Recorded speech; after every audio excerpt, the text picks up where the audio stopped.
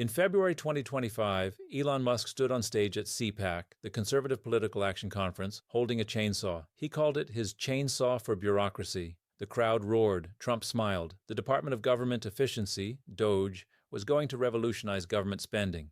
Musk promised to cut at least $2 trillion from the federal budget. That's trillion with a T. He said government waste was so extreme that cutting this amount would be easy. Just eliminate fraud, fire useless bureaucrats, cancel wasteful contracts. Simple. By May 2025, Musk quietly left DOGE. In December, he gave an interview where he reflected on the experience. His assessment? We were somewhat successful. We stopped a lot of funding that really just made no sense, that was just entirely wasteful. Then he added, I wouldn't do it again if given the chance. That's not the statement of someone who achieved their goals. That's the statement of someone who failed and knows it. Let me show you the numbers that prove DOGE was one of the biggest policy failures of 2025. First, let's establish what DOGE actually accomplished. According to the Office of Personnel Management, by the end of November 2025, the federal workforce had declined by about 317,000 employees.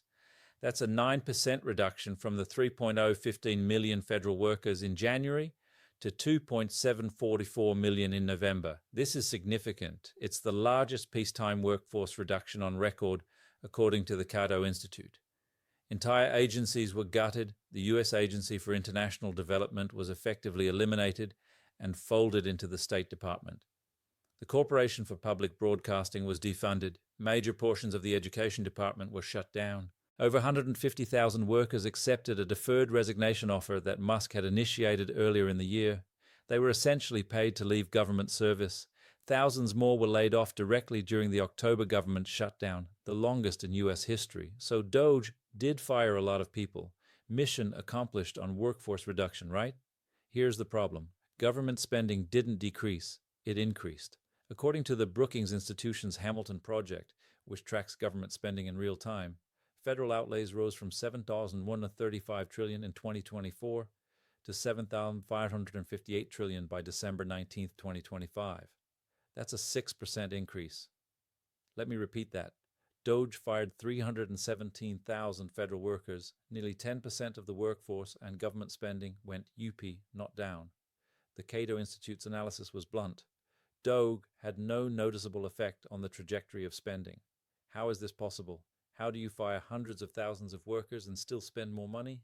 Several reasons. First, payroll is only a fraction of federal spending. Most spending is mandatory: Social Security, Medicare, Medicaid, interest on debt. These programs are set by law and continue regardless of how many workers administer them. Second, the Trump administration increased spending in areas it prioritized while cutting elsewhere. Defense spending continued growing. Border security and immigration enforcement increased. Infrastructure projects favored by Trump received funding. Third, firing workers doesn't necessarily save money immediately. Many of those deferred resignations came with severance packages.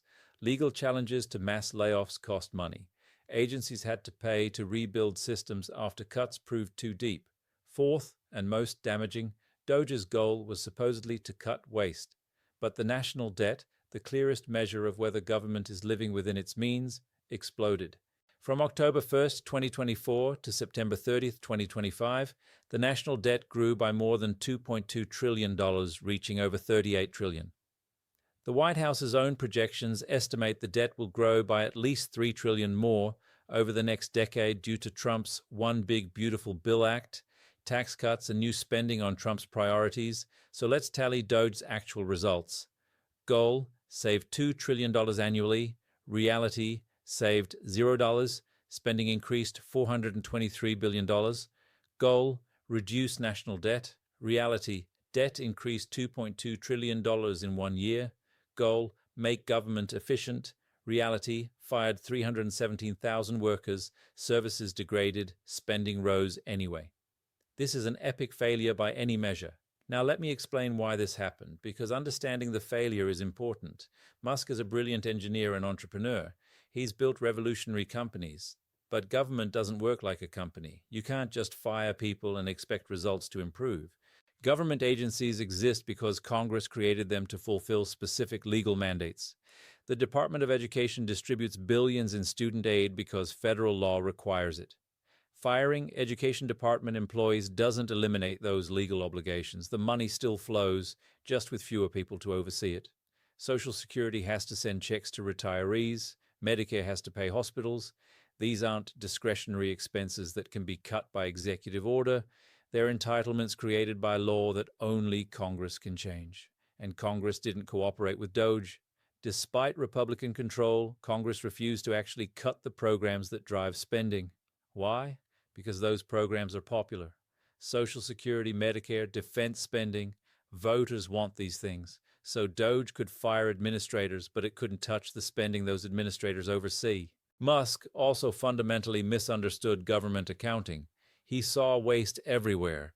Some of his claims were absurd. He suggested 20 million people were receiving Social Security benefits past age 100, calling it the biggest fraud in history. This claim was based on a complete misunderstanding of database records. When the Social Security Administration doesn't have a verified death certificate, the database shows active until proven otherwise. This doesn't mean payments are being sent. It means records aren't updated. Basic error, but Musk presented it as massive fraud.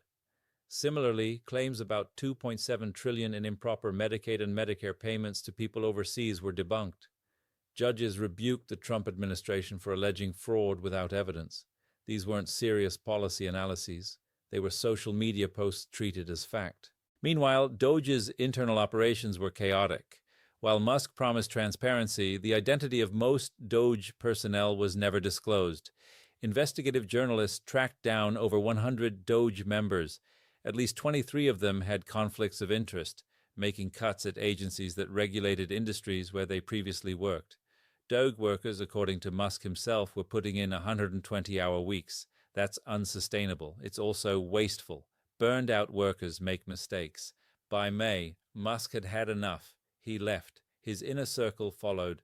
The DOGE entity still technically exists, but it doesn't dominate headlines anymore.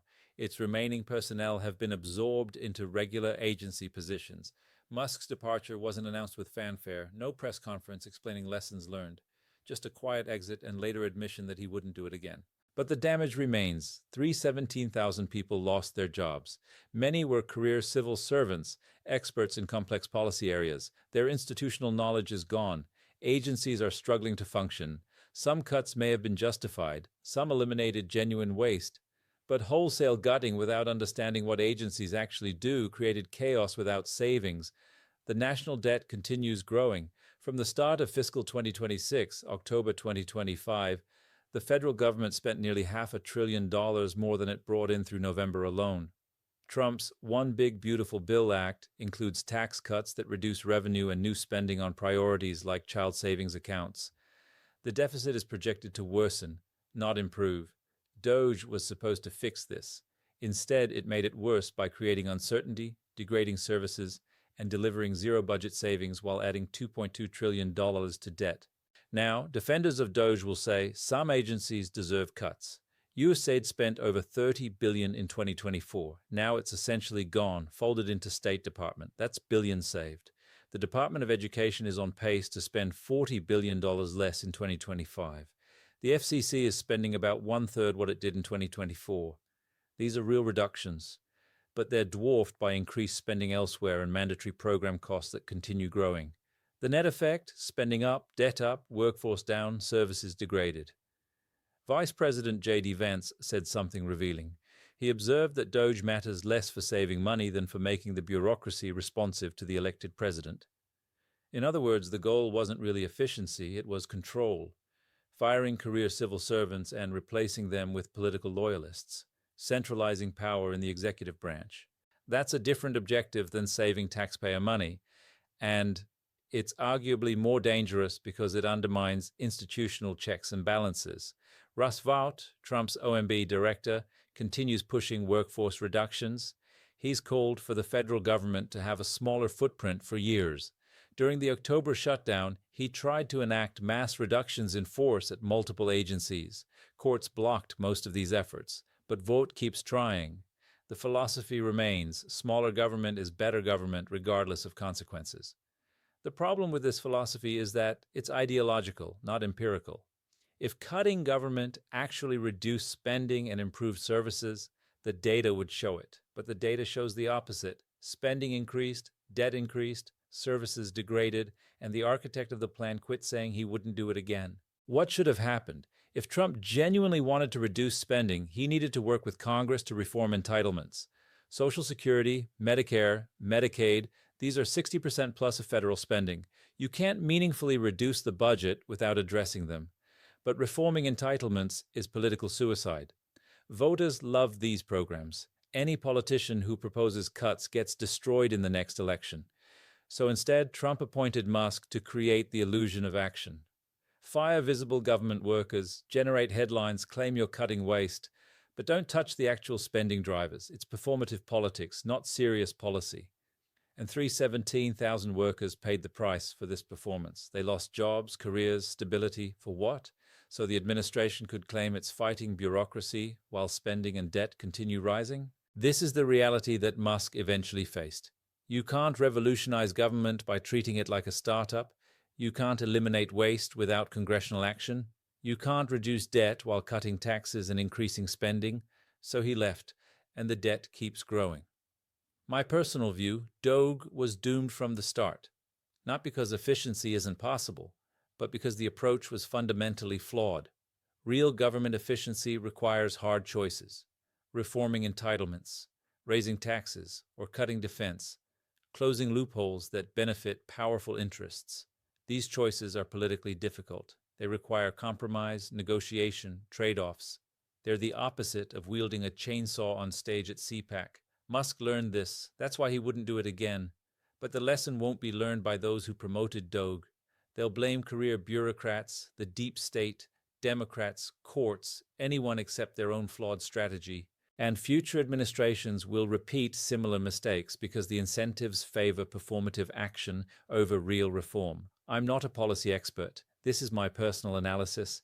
Everyone should form their own views, but the numbers don't lie. DOGE fired 317,000 people, spending rose 6%, and debt increased $2.2 trillion.